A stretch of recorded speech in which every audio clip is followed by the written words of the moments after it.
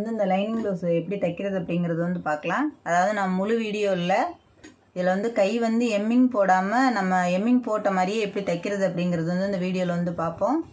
இப்போ நான் இது ஆல்ரெடி நான் கட்டிங் போட்டிருக்கேன். இப்போ நான் அந்த கை வந்து உங்களுக்கு தைச்சி காமிக்கிறேன். நம்ம தையல் வெளியில் தெரியாமல் எப்படி தைக்கிறது அப்படிங்கிறது வந்து பார்க்கலாம். நம்ம அதுக்கு மிஷினில் தைக்கிறப்பவே நமக்கு எம்மிங் போட்ட மாதிரி தெரியும். வெளியில் வந்து தையலே தெரியாது. அது இப்போ எப்படி தைக்கிறது அப்படிங்கிறது வந்து பார்க்கலாம் வாங்க. நான் இதோட கட்டிங் வீடியோ வந்து போட்டிருக்கேன் பாருங்கள். ஏதாவது டவுட் இருந்ததுன்னா கமெண்ட் பண்ணுங்கள்.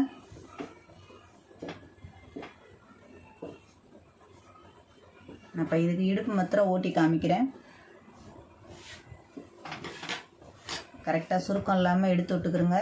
இப்போ நம்ம கரெக்டாக மார்க் பண்ணியிருக்கிற அளவுக்கு மாத்திரம் அப்படியே தையல் ஓட்டி அதை வச்சு திருப்பி விட்ருங்க. எப்படி சுருக்கம் இல்லாமல் அடிக்கிறது அப்படிங்கிறது வந்து நான் காமிக்கிறேன். இதில்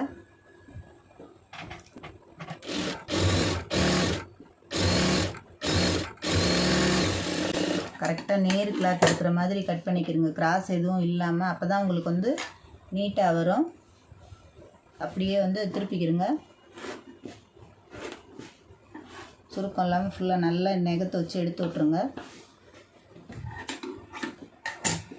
நீங்கள் அப்படியே திருப்பி விட்டும் தையல் போடலாம். ஒரு தையல் மடக்கி விட்டுட்டோம். இப்போ நீங்கள் இதில் ஒரு படிமான தையல் போட்டுட்டு அதுக்கப்புறம் வந்து தையல் போடுங்க, இன்னும் நீட்டாக இருக்கும்.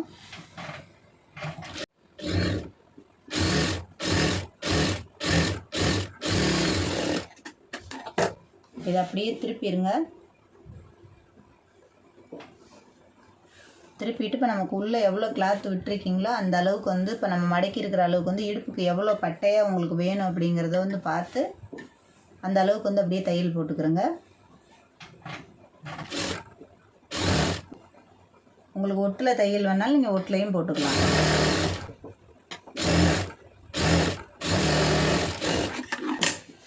உங்களுக்கு பின்னாடி திருப்பி பார்க்க நம்ம மடைச்சு அடித்த மாதிரியே இருக்கும் பார்க்குறதுக்கு.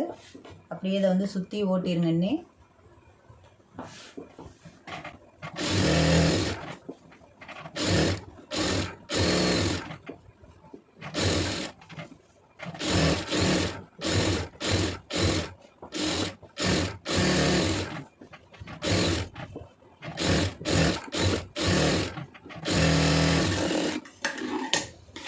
இப்போ அவ்வளோதான். சுருக்கம் இல்லாமல் எவ்வளோ நீட்டாக ஓட்டியிருக்கோம் பாருங்கள்.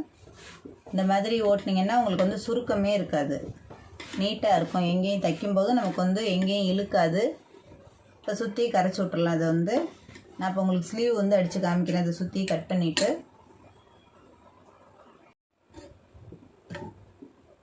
இப்போ நம்ம கைக்கு தேவையான லென்த் வந்து கட் பண்ணிக்கிறோங்க. ரெண்டு பக்கம் கரை இருக்குது, அதனால் நீங்கள் தாராளமாக வந்து துணி கட் பண்ணிக்கலாம்.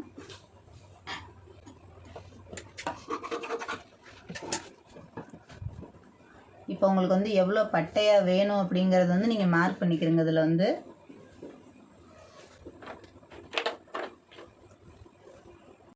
உங்களுக்கு 1 இன்ச்சு வேணுமா 3/4 இன்ச்சு வேணுமான்னு கரெக்டாக பார்த்துக்கிறங்க. எம்மிங்க்கு எவ்வளோ தேவை அப்படின்னு கரெக்டாக அந்த அளவுக்கு வந்து நீங்கள் வந்து மார்க் பண்ணிக்கிறங்க.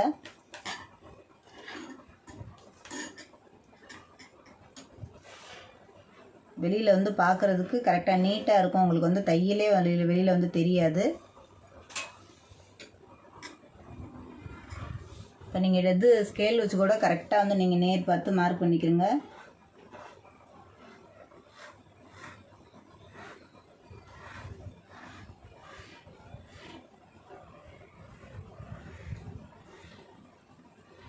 நல்லா திக்காக அழுத்தி வந்து அதை மார்க் போட்டுக்கிறோங்க. இப்போ இந்த இன்னொரு பீஸ் கை வச்சுருக்கிறதையும் அதை கரெக்டாக அதில் வச்சுக்கிறோங்க, அளவு மாறிடாமல்.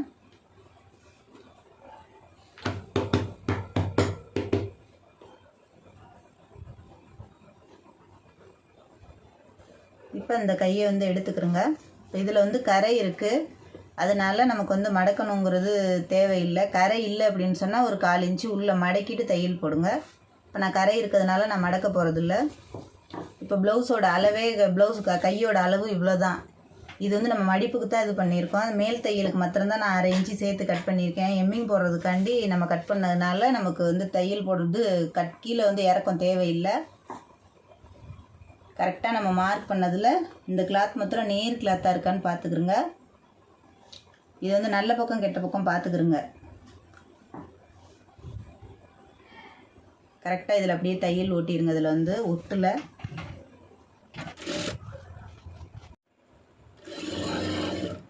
கரெக்டாக நீங்கள் எங்கே தையல் போட்டிருக்கீங்க, எது மார்க் பண்ணியிருக்கீங்களோ அதில் அப்படியே தையல் ஓட்டிகிட்டு வந்துடுங்க.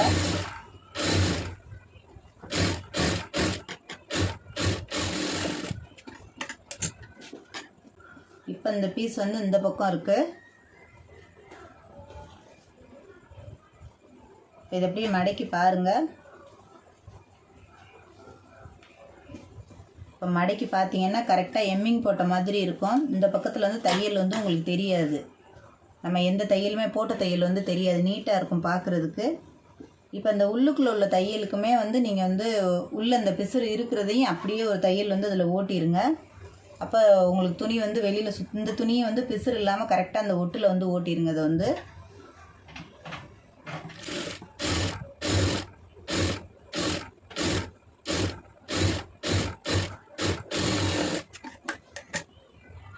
இப்போ இந்த பிசுறும் தெரியாமல் நம்ம தையல் ஓட்டியாச்சு. இப்போ நான் உங்களுக்கு வந்து இதை மடக்கி காமிக்கிறேன்.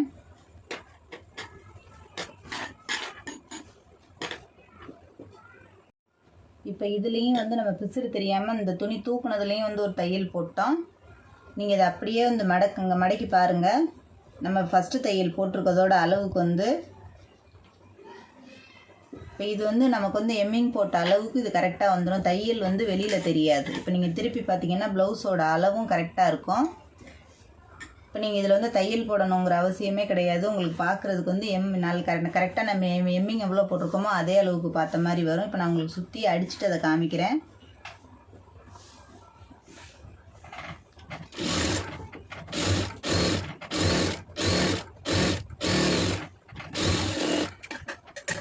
பாருங்கள், இப்போ தெரியும் உங்களுக்கு கட் பண்ணதுக்கப்புறம்.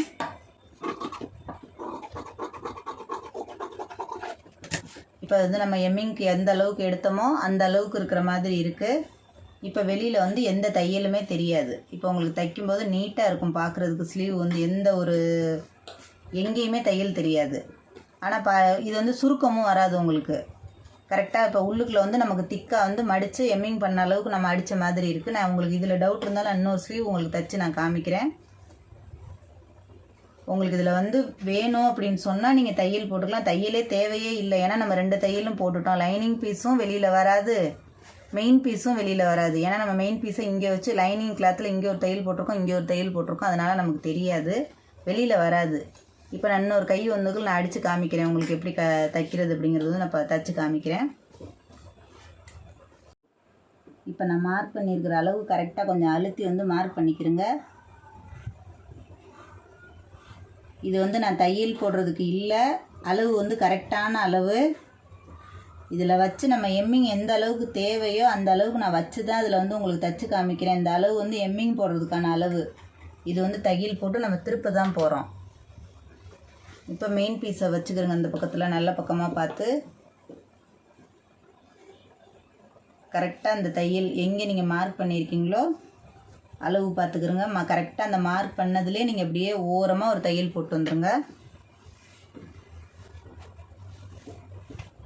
அவங்களுக்கு திரும்பவும் வச்சு காமிக்கிறேன் பாருங்கள். கரெக்டாக இது கரைப்பகுதி. அப்படி இல்லைன்னு சொன்னால் 1/4 இன்ச்சு கரெக்டாக உள்ள பிசுறு இருந்ததுன்னா உள்ளே மடித்து இந்த உள்ளரை மடிச்சுட்டு இதில் வந்து தையல் போடுங்க. இப்போ இது கரை இருக்கிறதுனால நம்ம மடிக்கணுங்கிறதே இல்லை. அளவு மாத்திரம் கரெக்டாக பார்த்துக்கிறோங்க. இந்த மாதிரி வச்சுக்கிறோங்க. நம்ம மார்க் பண்ணியிருக்கிறதுல வந்து வச்சுக்கிறோங்க. கரெக்டாக அந்த ஒட்டில் அப்படியே ஒரே மாதிரி தையல் போட்டு வந்துடுங்க. இந்த கிளாத் வந்து நேர் கிளாத்தாக இருக்கணும். அப்போ தான் உங்களுக்கு வந்து நீட்டாக இருக்கும், சுருக்கம் இல்லாமல் இருக்கணும். அதே மாதிரி ஏற்ற இறக்கம் கிராஸ் இருந்ததுன்னா உங்களுக்கு வந்து ஸ்லீவ் வந்து சுருக்கம் வந்துடும். அந்த இதை வந்து பார்த்துக்கிறோங்க. நான் கரெக்டாக மார்க் பண்ணியிருக்கிறதுலே அந்த தையலை விட்டு கரெக்டாக அந்த கரையிலே அடிச்சுட்டு வர்றேன்.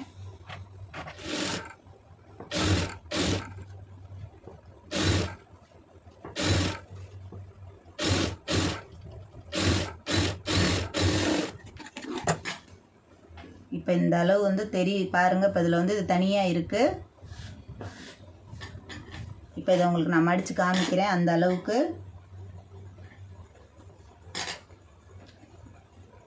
இந்த இது கரெக்டாக உள்ளே போகிற அளவுக்கு வச்சுக்கிறோங்க அந்த தையலோட.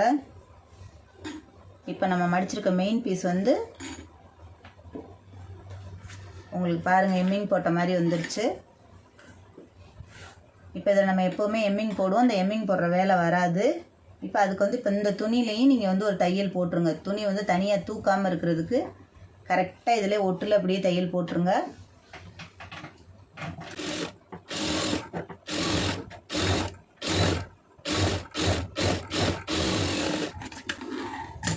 இப்போ இந்த பிசுறும் வந்து உள்ளே போயிடுச்சு. இப்போ கரெக்டாக நான் உங்களுக்கு மடித்து காமிக்கிறேன் பாருங்கள். இந்த தையல் போட்டிருக்கதோடு மடிச்சிருங்க.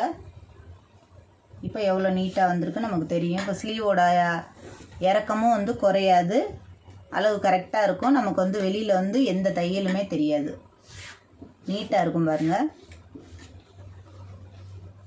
இப்போ இதை சுற்றி அடிச்சிட்டோம்னா நமக்கு இப்போ லைனிங் பீஸும் வந்து வெளியில் கிடையாது, அதே மாதிரி மெயின் பீஸும் நமக்கு வந்து வெளியில் தள்ளாது. அதனால் உங்களுக்கு வந்து லைனிங் வெளியில் வரும் அப்படிங்கிற பயமே இல்லை. இப்போ கரெக்டாக இதே அளவுக்கு வச்சு அதை அப்படியே சுற்றி ஓட்டிட்டு நீங்கள் பாருங்கள் எவ்வளோ நீட்டாக இருக்குது அப்படின்னு. லைனிங் பீஸ் உள்ளே எந்த அளவுக்கு வச்சுருக்கீங்களோ அந்த அளவுக்கு கரெக்டாக நெகத்தில் வந்து நீவி விட்ருங்க. நல்லா அதை தேய்ச்சிட்டு அப்படியே தையல் போட்டுருங்க.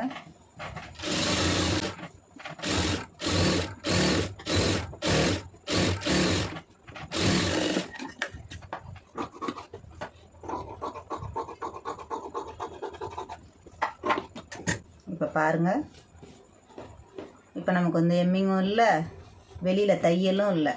கை வந்து எவ்வளோ நீட்டாக வந்திருக்கு அப்படிங்கிறத வந்து பாருங்கள். 2 கையும் ஒரே அளவு.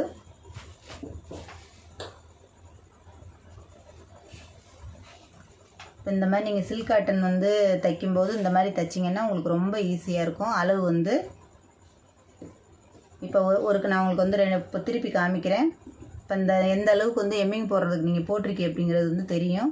இப்போ இதில் வந்து ஈஸியாக இருக்கும் உங்களுக்கு. இந்த மாதிரி தைக்கிறதுமே வந்து ரொம்ப ஈஸியாக இருக்கும். டக்குன்னு வந்து தைச்சிட்டு முடிச்சிடலாம். துணி வந்து எந்த துணியுமே வெளியில் தள்ளாது. நீங்கள் இந்த மாதிரி ட்ரை பண்ணி பாருங்கள். இப்போ நம்ம கை தைக்கும்போது நமக்கு வந்து வேலையும் வந்து மிச்சம். அதாவது எம்மிங் பண்ணுற வேலையும் கிடையாது, இந்த இதில் தையல் போடுற வேலையும் கிடையாது. இந்த இதில் வந்து தையல் கரெக்டாக நூல் வந்து மேட்ச் ஆகலைனாலுமே இதில் ஓரளவுக்கு தெரியும். இந்த மாதிரி கரை பகுதி இருந்தாலும் சரி, அப்படி நார்மலாக இல்லை கரை இல்லாமல் பிசுறு இருந்தாலும் ஒரு 1/4 இன்ச்சு மடக்கி அடிச்சுட்டு அதுக்கப்புறம் கூட இந்த மாதிரி தைச்சி பாருங்கள் எப்படி வந்திருக்கு அப்படிங்கிறத வந்து பாருங்கள். இது யூஸ்ஃபுல்லான வீடியோ உங்களுக்கு. இந்த மாதிரி எம்மிங் போட கஷ்டப்படுறவங்களுக்கு வந்து இந்த மாதிரி வீடியோ வந்து ரொம்ப யூஸ்ஃபுல்லாக இருக்கும்.